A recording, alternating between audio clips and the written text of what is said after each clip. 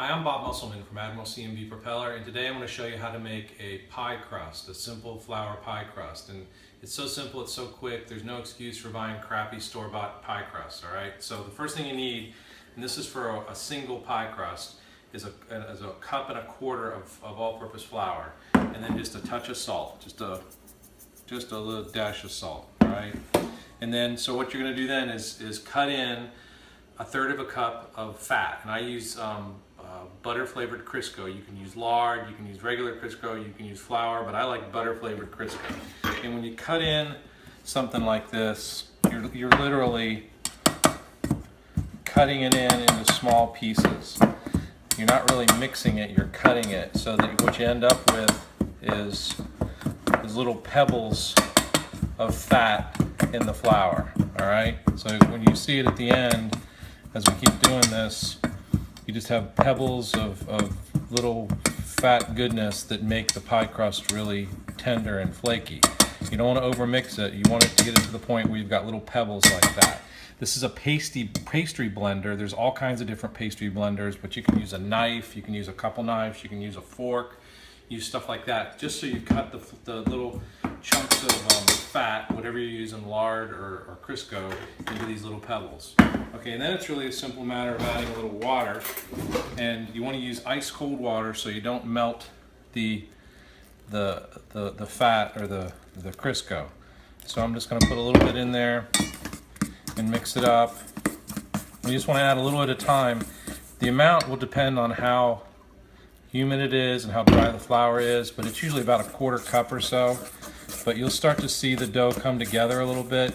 You don't want it like a bread dough, really elasticy or wet. You want to be able to have a little bit of dryness there. So you can see it's coming together now pretty well.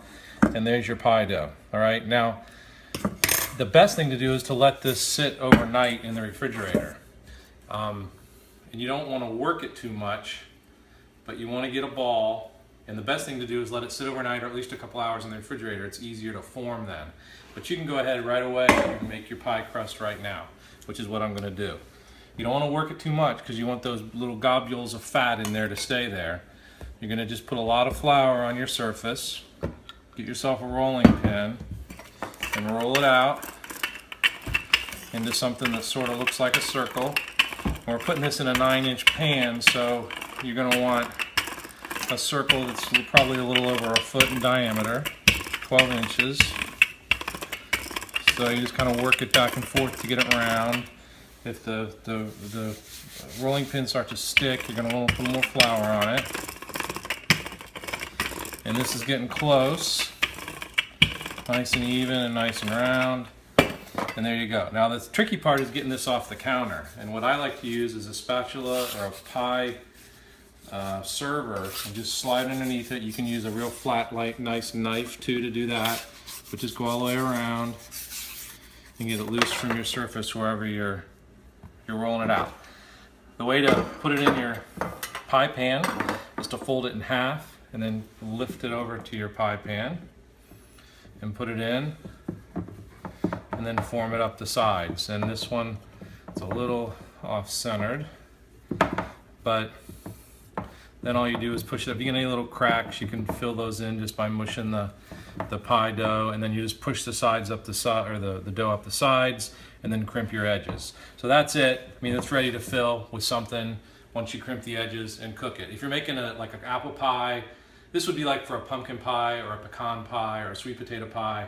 If you're making a double crusted pie, like a cherry pie or an apple pie, you're going to do 2 of these, which means you just double the ingredients, which is basically 2 cups of flour and 2/3 of a cup of Crisco. So this was 1 1/4 cup of flour and 1/3 of a cup of Crisco. So doubling it, you go to right at 2 cups, which is not quite doubling the flour, but double the fat, which is 2/3 of a cup of Crisco.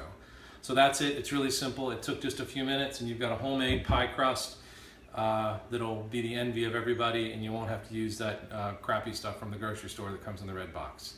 Thank you very much. This is Bob Musselman from Admiral C&B Propeller.